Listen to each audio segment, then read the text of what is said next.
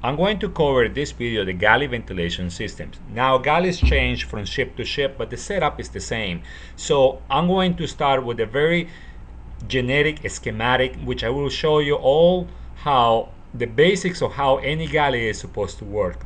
Then I will show you a small galley that will have all the components that you will find on any shipboard galley. Before we continue, remember, if you find the material in this video too technical, please watch earlier videos where I cover basic electrical knowledge. Keep in mind that the first 28 videos are best understood if you follow their sequential order. Now, back to our video. Out of all of these schematics that you will see with the galley ventilation and Gaylord systems, I will choose this one over here because I find it to be the most comprehensive. So let's start by talking about these two plungers. These are the ones that you gotta press in, and they will keep the hoods open for exhaust gases to leave. Then right in that same ducting you will find the Detroit switches, which in your case you will have multiple one of those, and they are always closed as long as there is not a fire in the exhaust ducting. Then this is the alarm, that the red pull down switches that people will pull in case there's a fire, and as they are leaving the space they pull it down. Now this is the actual Gaylord washer, which we'll talk about more later. Now this is my coil for the contactor of the recirculation fan, my supply fan, and my exhaust fans. Here are the fans on the same order. Then this one over here is a particular one dampener. All galleys have it. This one dampener has to be open before you can start ventilation, and it has a switch for interlock. Otherwise you won't be able to start ventilation. This one over here is the red, the smoker box that you find outside the galley, and this one is the one that has the glass that you got to break. So now let's talk about the electrical part. So red, I made L2, and that's the common power, which energizes everything that you see, to include one side of the plungers, one side of the transformer for the Gaylord washer, and then supply and exhaust fans. Well, in this one only shows supply and the circulation fan. We'll get that to in a moment. Now blue power over here, well, now our Gaylord will always have 110, and as long as these switches, the Detroit switches, are closed, blue power will continue, and as long as nobody has pulled down the red pull down, power will continue, and you will have power to be able to press and to keep these hoods open, because those solenoids will be energized. Then here this switch is always closed because this relay only gets power in certain situations we'll talk about later on, which is actually during the wash cycle. Right now we're not washing, so because of that this switch is this relay is normally closed, so we're gonna follow it. So power, now we got blue power all the way up to here, and immediately we should be able to restart our recirculation fan. And as long as the main dampener is closed, we will have permission to start our supply and exhaust fans. This is a stop switch. As long as nobody's pressing it, power will continue down, and this is one start, that's the other start, and there we're ready to start the system. So before I continue, I did forget on one leg of power over here, of blue power common, so that puts power all the way up to here. This is once again the smoker. So the smoker always had that glass in, and because of that this button is pressed. So what that means is that there is no, the solenoid or contactor that is inside there, that inside that box, is de-energized, and because of that there is this contact over here that will always be normally closed, and it will put red power to allow me to now be able to restart truly our recirculation fan and supply fan. Now the exhaust fan, notice that it is one of the leg of powers, the red power, is directly attached to L2. It doesn't go to the permissive of the smoker. So let's start this system. I'm gonna press the start fan switch at the Gaylord washer, and this is what happens. So I changed the color again now from light blue to green. So blue is still blue. I just changed colors just to make things a little easier to follow.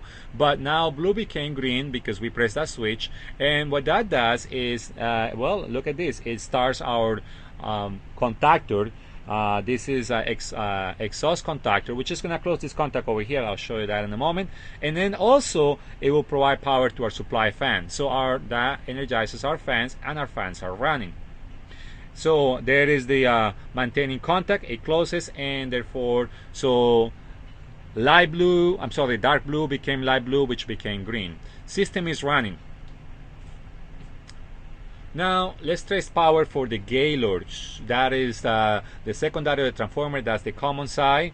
And then let's go the other side of the transformer. It goes to everywhere in there. So to one side we got here the timer, and very important, we got this push button. Now let's talk about when that push button, this is the start watch push button, gets pressed. When it gets pressed, power gets put to this relay over here, which this relay, as you already know, is going to open this normally open contact. That takes power, that takes the dark blue power all the way down here, which means now blue power is gone, which means green power is gone, and that will cause both our supply and exhaust fans to stop. Now let's look back to the start switch of the star wash. There is this other Lego power which we didn't trace, and what it does, it connects contacts 7 and 5 of the timer to energize. The timer will count certain amount of time, and for that time it will give power to this little relay over here. Another thing that timer will do is that it's gonna send power to our solenoid over here, so the water starts going to wash the Gaylord, and also the detergent, so the detergent goes with it. And all of this will happen for a certain amount of time, let's say 5 minutes or 6 minutes, however time is set up for it. So once the time expires, the system will go back to this configuration, and once again somebody's got to press a start switch for everything just to re-energize and to restart ventilation. Let's go back to when the system was energized and the fans were running. Now notice that the places where I circle, if we lose power at any of those points, or rather if one of those points opens, it will have the same effect, and it will stop our supply and exhaust fan. In addition, any of these permissions over here for fire safeties will also cause us to lose power to this point over here on the relay, which it will stop the fans, as you will think about it. So here I'm doing one switch, and that causes all that blue, which I now mark it as with a different color, that will lose power. I just wanted to illustrate that. Now let's say that there was an actual fire, and somebody goes out there and break the glass over here, or just takes out that switch, and that switch shorts. What that does is puts power first of all, as you see on the number 1 dampener, main dampener, and the main dampener actually closes. Yes, that dampener is supposed to close when it gets powered, opposed to these ones over here that they actually get energized and they hold the hood open. This one just closes the hood so that no more supply air goes into the space. That makes sense because we are in a de-smoking situation.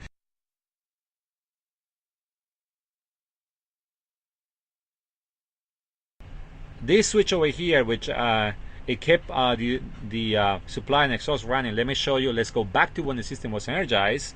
See how that was a permissive. Well, that will be open when the supply dampener is closed. That's why I say that has to be open before you can start the system. Notice that energizing CR1 on the smoking dampener, it opens this contact over here, but it closes this one over here, and now we got power, and it restores powers back to the exhaust fan. And let me show you in here. This, I'm not making this up. This was part of the original drawing. See that point? That same point over there. So this is what I did, and now let's go back to the schematic that I had. So yes, our exhaust fan is running, and all of this, well, at this point on, it's technically de-energized. Obviously we're not washing, and our dampeners are dead. All of that because there is an opening right here in number 1 in the first Detroit switch open, so because of that we don't have power in any of the other places. However, by pulling this switch over here, or rather breaking the glass, we restart an exhaust, and that's why it's called the desmoker, because it closes the main dampener supply and restarts the exhaust. That's how the system is supposed to work. When you troubleshoot your own galley system, make sure you use the schematic that applies to you. In ours, as you can see, our main galley is very complex, and all galleys, no matter how small or how big, they will, in the overhead, they will have a junction box, which is what you see over here. And that junction box is to provide place to connect the Detroit switches and the plungers. Also, because the contactor doesn't have enough set of contacts, there will be these auxiliary relays, which then to find these ones, all you have to do is look on the walls and you will always find these relay boxes. In the practical field, to talk about the Detroit switch and the plunger, how they're wired. So here is a typical setup, and this is the exhaust, and that's the Detroit switch. And the plunger is inside there, that's the one that you got to press in. So there is a junction box. One cable come over here with 4 conductors. 2 conductors, you don't see it, they go straight inside and they go into the actual plunger. And then you will see a second wire go over here with 2 conductors inside there to the Detroit switch. So what I'm saying is that you will only see, in this junction box, you will only see 2 cables. One 4-conductor cable and one 2-conductor cable to the Detroit switch. The wires that you don't see, they go to the solenoid. Alright, today we're going to look at a typical galley ventilation system. So the system is off right now. I got my plunger dampener out, and that means that there is no air that will be allowed to go that way. In a moment I'll energize and I will identify what that is. Here I got my Gaylord controller. I do have my emergency fire pull down switch.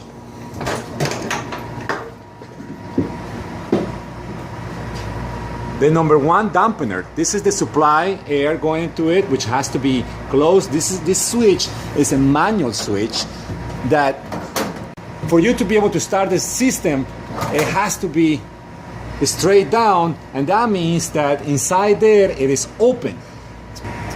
Below here we got the desmoker. We'll talk about it more in a moment. All galleys have a supply fan and an exhaust fan. Now that I mentioned all the components, let's talk about. To start the system, we just simply press the on button, and all the way at the end, both our exhaust and supply fans, they started. Now I open this over here, and air definitely is being sucked over there. I can put my hand and I can feel the airflow inside there. And it's gonna go inside, and there is a Detroit switch, which this is the access cover to the Detroit switch. I will show you the Detroit switch later on. The Detroit switch is monitoring that there is no fire rising up, because, well, this is a cooking place. So if it catches on fire, if fire goes up, then the Detroit switch is gonna get too hot and it's gonna open. That switch is in series with another switch, our pull down switch, which is also in series with the number 1 dampener switch. So what I'm saying is that ventilation is on right now, but as soon as I open this, you can hear the ventilation stop. And if I open this switch, it will do exactly the same thing. Ventilation secures, and once again, I lose my dampener, because the implication is that there is a fire, and we don't want the fire to travel up the system. Which, if the Detroit switch says that it's too hot, it's going to happen the same thing. Ventilation is going to stop, both supply and exhaust, to include, I'm going to lose my dampener. Now, let's say that we have a fire over here and it's full of smoke. So it's time to remove smoke from the space. So I'm gonna come over here, and a moment ago I stopped my system because I pulled down the red switch, but I didn't mess with this one. What I'm gonna do is I'm gonna undo my desmoker. As soon as I undo this, whether I break the glass or I just simply open this, there is a solenoid over there that it should kick it out, and it's gonna close the supply and the exhaust is gonna start. So I'm removing, and it came out by itself. And now, if you can hear the noise, our exhaust, it is on. Now let's talk about the Gaylord hood, which is part of the same system. So on the Gaylord hood, you got two buttons. You got the start fan, and you got the start wash. So if I were to press the start wash, which I'm not gonna do right now because we don't want to go have water everywhere, what it does is that it starts a timer, and the timer is inside there. And what it does is two things happen. Well, actually three things. First, stops ventilation. Two, this solenoid opens. This solenoid just takes seawater, and it just goes in and it puts it, and the water is gonna come up and it's gonna go inside and it's gonna clean all the gunk. To ensure that it's properly clean, there is also this pump that starts. The pump takes all soap from this container and it goes in and eventually sends it up this pipe. The two will unite. Now, as I said, I was going to show you the nozzles. These are the nozzles where water come out to actually wash the Gaylord.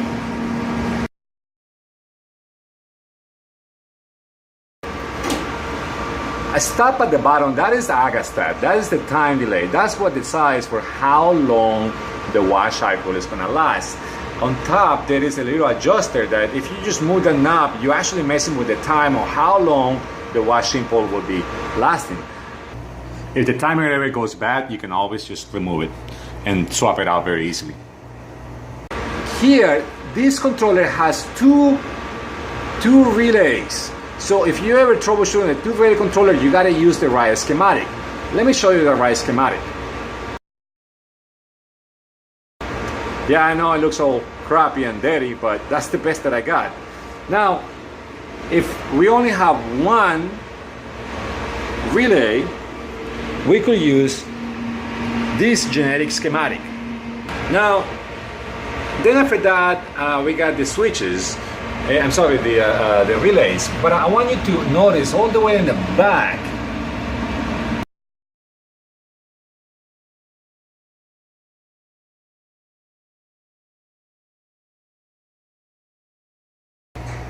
The fuse is all the way in the back, and the only issue that I had with that in the past is that sometimes there is loose connections on the back. The transformer has one white cable, and that is, well, like I said before, is a common. The red cable that comes out of the transformer is conditional power. First go through the fuse. Fuse has to be good. Then after that, it goes into other places. One of those places, well, happens to be our push buttons.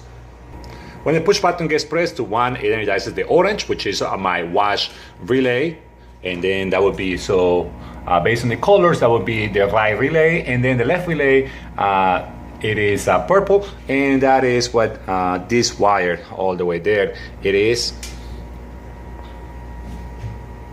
And then you see the red over there, so that whenever it presses, well, you energize the left relay. The relays, you can just simply pull them out. Sometimes the contacts in there get stuck. Once in a while, it's best to replace the relay when that happens. But a quick way to unstuck them is you just simply bang them and the contacts will come undone. In the back, we got the terminal board. So this one over here has two rows of it because we have two relays on the back of it, and most importantly, these are the outputs. So if you're ever gonna take readings, you gotta take readings on the ones that got cables connected. It would be pointless to read terminal boards 5 and 6 over there because it doesn't go to anything. Nothing is connected to them. And like I said before, the only schematic that I have for this is the one that you see, the ugly one on the left. If you have a better one, please email it to me or post it, and then I will make sure that I will put it on the downloadable files.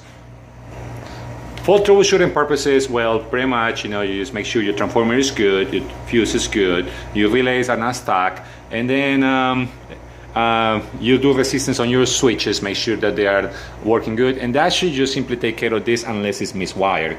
And if a relay gets stuck, pretty much you're able to tell by reading 11, 12, and then here on the bottom is 1, 2, 3, and 4, as you see in the left.